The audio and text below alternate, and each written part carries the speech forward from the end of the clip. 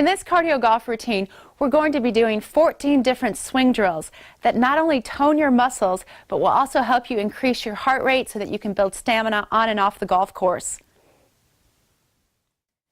These exercises are meant to be done in succession, doing one exercise after the other with little to no rest in between each exercise.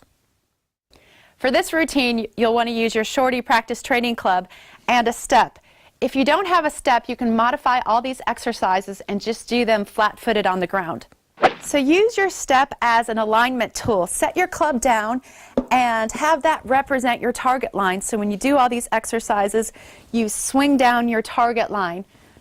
From here, go ahead and set up. Make sure your feet, your knees, your hips, and your shoulders are parallel to your target line.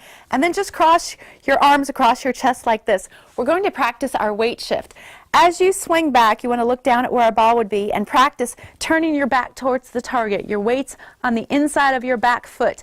As you start down, you shift your weight towards the target with your lower body and then use that back foot to pivot off to finish your swing. Where a lot of people would go wrong with this body motion is they would do like this tilting action like this, or they raise their body up and down. So try to stay level, look down at where a ball would be, back to the target, a little weight shift towards the target, and then finish and balance. Use your Short Practice Training Club. To make it lighter, when you're holding it just with one hand, you can choke down on the club a little bit. So hold it with your back hand only like this and go ahead and take your grip. Make sure that club face is square, and then you can just put this other hand behind your back.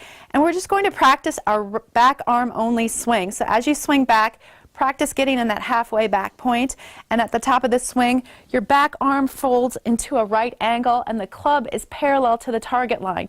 Where a lot of people would go wrong here is they would swing back with no wrist hinge like this, or keep that arm stuck to their side like this.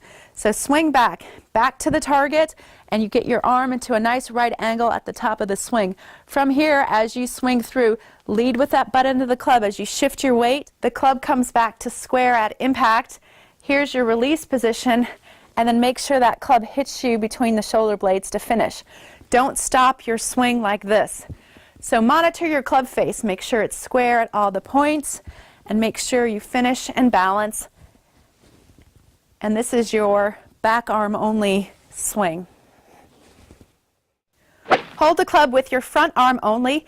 Again, you can choke down just to make the club a little bit lighter. Take your back hand and put it on your wrist like this. Now, as you swing back, you want to try to pull your lead arm so that it stays straight at the top of the swing. Where a lot of people go wrong is that as they swing back, they bend that arm. So you want to make sure that your grip is correct, especially in that lead hand. You can go to cardiogolf.com to get information about the grip. From here, as you swing to the top, make sure that that arm is completely straight. Don't let it bend. As you start your downswing, lead with the butt end of the club, and then your arm actually comes closer to you. So at impact, this shoulder, elbow, and hand are in front of your front thigh. Where people go wrong is they would flip that wrist like this, and then the club face would be out of position. So you want to make sure that that club face is square and your arm is extended. From here, this front arm actually folds to finish, and then you want that club to hit you between the shoulder blades to finish. Don't swing through like this. That club face would be open. So practice your lead arm only position like this. So go ahead and grip the club with your regular grip and set up as if you were going to hit a shot so that you can see that my arms and club form a capital Y. So as I swing back, we're going to practice hinging our wrist. So as you swing back, that Y actually turns into an L at about the halfway back point. So in order to do that, you have to physically hinge your wrist.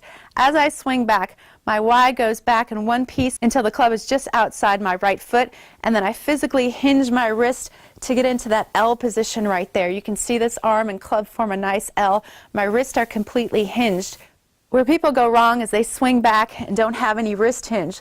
So guess what? To get the club to the top, they're going to have to bend their elbows instead. So you want to make sure you take that Y and swing it back to an L. And you can just practice that right here, and that will really make sure you know how to hinge your wrist properly as you swing back. All right, this drill is really great to help you make sure the club is on plane. So go ahead and set up with your regular grip and get into some good golf posture.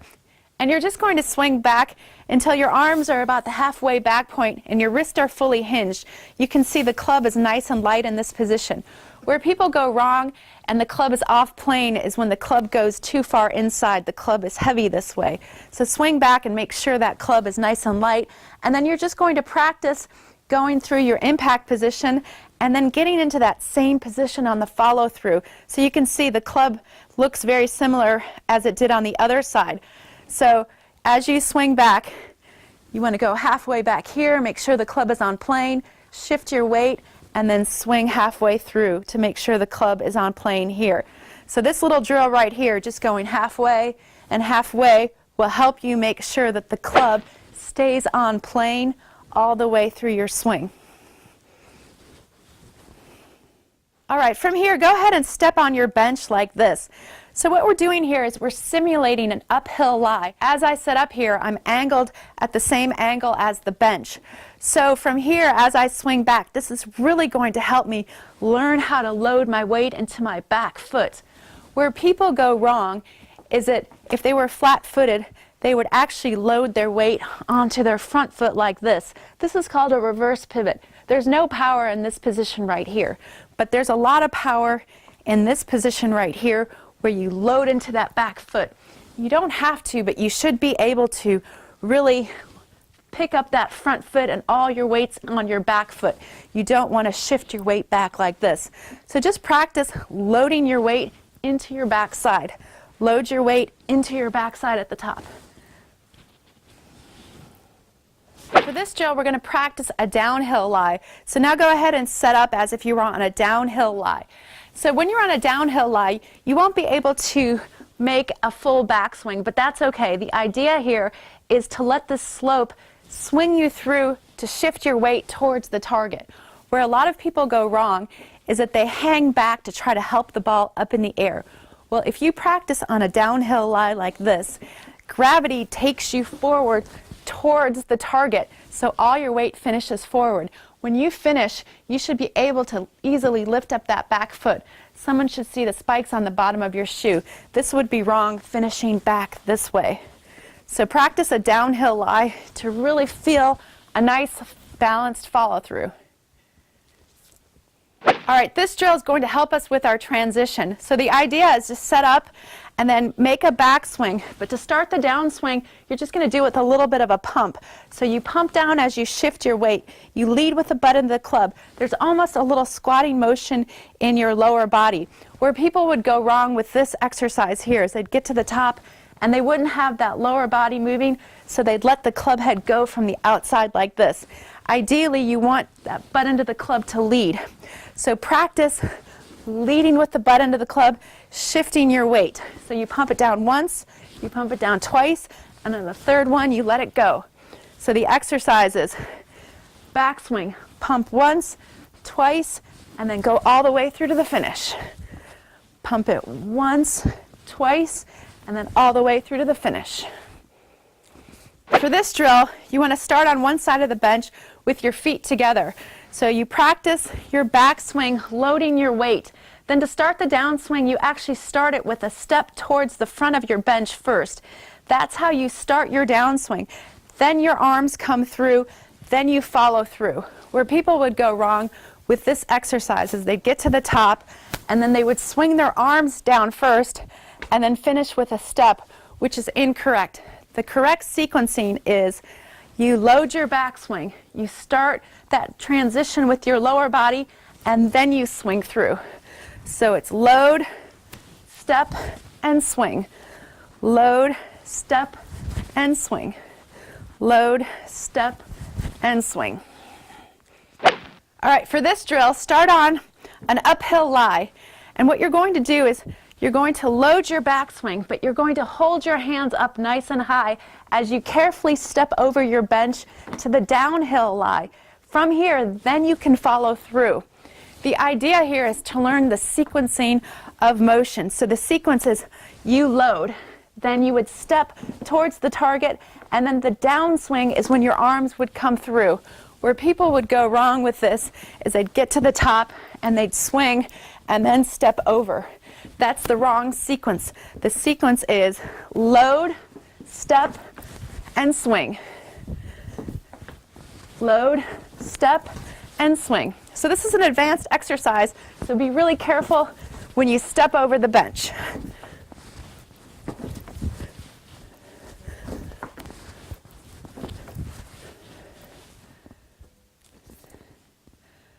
This is called the wide takeaway drill.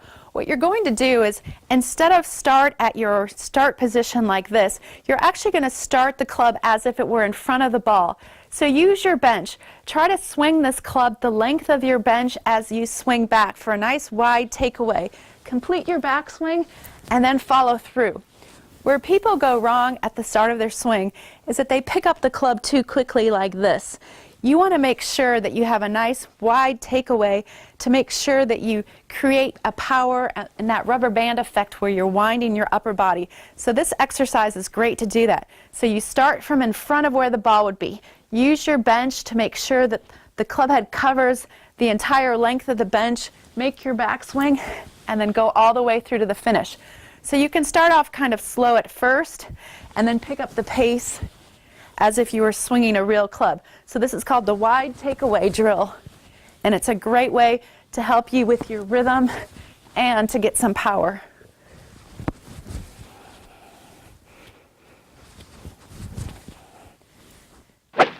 All right, let's work on some swing positions. So set up as if you were going to hit a shot. Use your bench as your target line, and let's just practice those swing positions. From here, go to your halfway back point right here. Make sure that club face is square. Your weight is starting to shift into your back foot. From here, go to the top of your backswing. You really want to load into the top of your backswing right here. That lead arm is extended. That back arm is bent. You're looking down at the target. It's hard to hold this position because you really want to unwind. As you start your downswing, you want to shift your weight towards the target and you want to lead with the butt end of the club. Where people go wrong with this position is they come over the top. So make sure you lead with the butt end of the club. Impact is a really important position. You can see my hips are starting to open up towards the target. My club face is square. I'm using the ground as a power source. This is my impact position. Release, I'm still looking down at where the ball would be. My arms are extended and the club face is rotating. And then the finish, that club hits me between the shoulder blades because I accelerate all the way through the finish. Don't stop your swing after you've hit the ball. So the positions are halfway back, top of that backswing, halfway down, impact, release, and the follow through. All right, for this drill, you're going to pretend that someone's videotaped your swing and you're showing it to them in super slow motion. All right, so set up and just practice getting into those swing positions that we worked on before, but do it in super slow motion. We're going to call this speed number 1, where you're just trying to get through all of the positions. All right, start over, and now you're going to do speed number 2. So as you do this exercise, you're going to increase the speed a little bit with each swing. Speed number 3, you can add a little bit of a swish to your swing. You're trying to get in all those positions. Swing number 4 is a little bit faster. Number 5, that might be like an easy practice swing or a pitching wedge. Number 6, the speed might be like a short iron. Number 7 might be a mid iron. Pick up the pace to number 8. That might be a fairway wood. Number 9 might be your regular swing speed. And then number 10 is just a little bit faster than you're used to swinging. So you want to start off slowly and then increase the pace as you go all the way up to speed number 10. All right, for this exercise, we're going to practice increasing our club head speed. So we're going to be swinging 10 swings, swinging as fast as you can. But there are a couple of rules here. First of all, you have to make sure that you have good setup and you want to stay level and you want to finish in balance. Start over each swing. So here we go, set up and then swing at speed number 10. 1, start over. 2, stay level. 3, light grip pressure. 4, pick up the pace. 5, make sure you're watching where a ball would be. 6, you can increase that club head speed a little bit faster. 7, 8, make sure you have light grip pressure. 9, swing it a little faster. And 10, make sure you finish in balance and then watch the ball fly down the fairway. And that should get your heart rate up and help you increase your club head speed.